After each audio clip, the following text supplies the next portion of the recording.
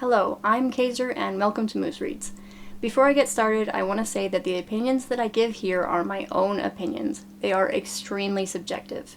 If I dislike a book, it is not a reflection on the author and it is not a reflection on people who do like it. Different people have different tastes, and that's okay. Today, I will be reviewing Mariner's Luck by Kirby. This is the second book in the Scarlet and the White Wolf series. It is a queer fantasy. The description says, Scarlet, the peddler, and Lial, the bandit, find themselves among hostile company aboard a Roshani brigantine headed north through icy waters. Lial has been summoned home to Roshan na Astra by way of a cryptic message, and Scarlet, after a near-fatal encounter with bounty hunters seeking Lial's head, recklessly follows Lial into danger.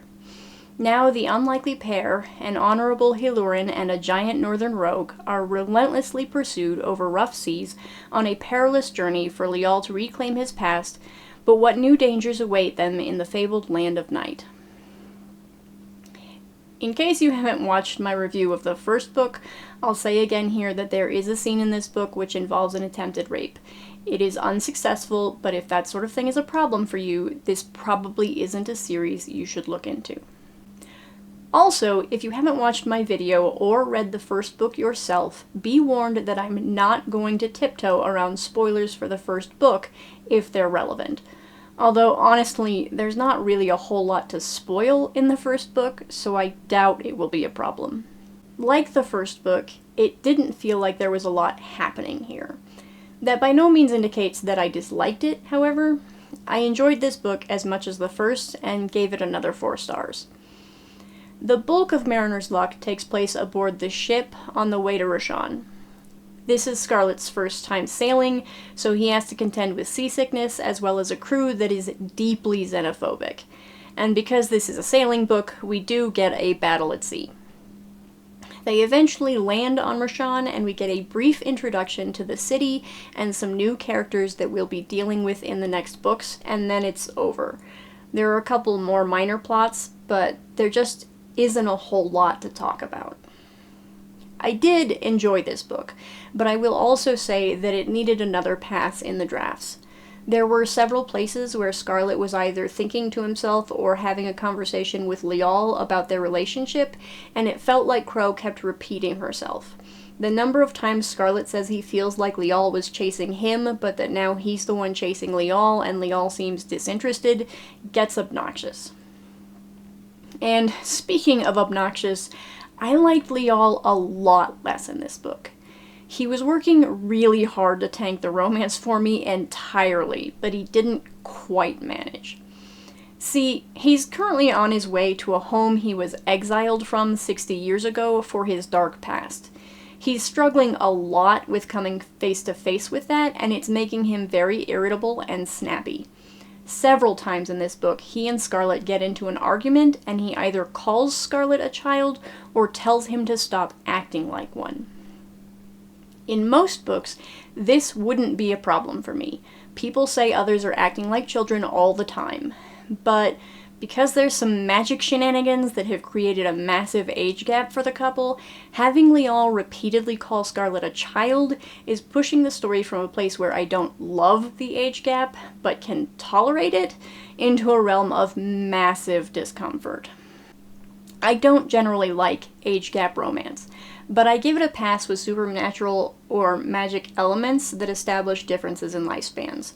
There's just a certain point at which anyone a long-lived character is going to date will be significantly younger, so I just stop caring as long as everyone is of age and consenting. Although, the fact that Scarlet doesn't know this about Lial is kind of a problem.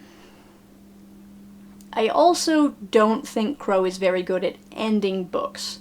Both this one and the first book felt as if she just decided to stop without any real conclusion. I can't entirely blame her for this. I think I struggle with endings myself, but I do think there were ways she could have improved on this failing. For starters, I think most of this book could have been combined with the first book. Both books are approximately 220 pages on Kindle, so combining them wouldn't have pushed them above 500.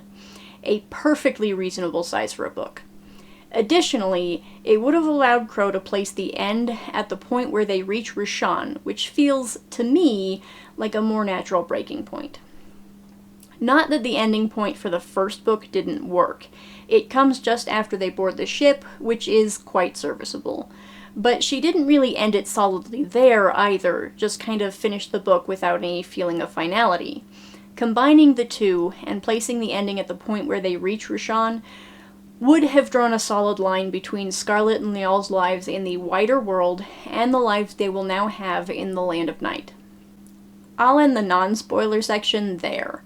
I don't think anything that follows is going to be terribly spoiler-filled, but if you don't want any spoilers at all, now is the time to pause or close the video.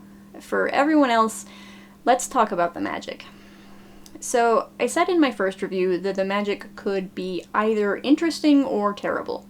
I hadn't recorded that video before I finished this one, so the thoughts still stand. But I can say that I was wrong about one thing. Lial is not immortal. Apparently he is descended from a race that used to be immortal, but because their people abused the ancestors of the Hiloran stole their magic and made them mortal. Now they just live a very long time. He may still become immortal, though.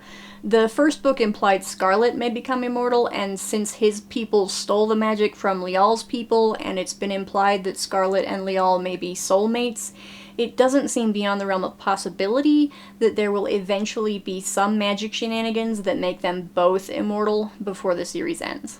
We'll see. I do also want to complain some more about the end of this book. The last scene involved Lial talking to a general that he once served under and slept with. She kisses him and makes multiple passes at him, and while Lial does push her away and refuse once it's clear she's looking to have sex, he doesn't even try to break out of the kiss and seems barely able to stop himself from surrendering to her advances. I don't like that at all. Honestly, I should have liked this book a lot less than I did. It hits so many notes that absolutely ruin romance for me. But somehow Crow managed to just barely keep it within the realm of what I can tolerate. So I'm still on board. We'll see what happens though, because Lial is very clearly setting himself up to fail by refusing to tell Scarlet about his sordid past when he knows he's surrounded by enemies who will try to use Scarlet against him. I'm also pretty sure they're going to have a problem when Lial eventually finds out that Scarlet really does have magic, because so far he's kept that a secret, and it has some larger implications among the people of Rashan. Here's hoping Crow doesn't screw it up. That's all I really have to say about this book. I'm still working my way through them, so if you want to hear my thoughts on the rest of the series, stay tuned. If you liked this video, I hope you'll watch more in the future. Thanks for watching this one. Bye!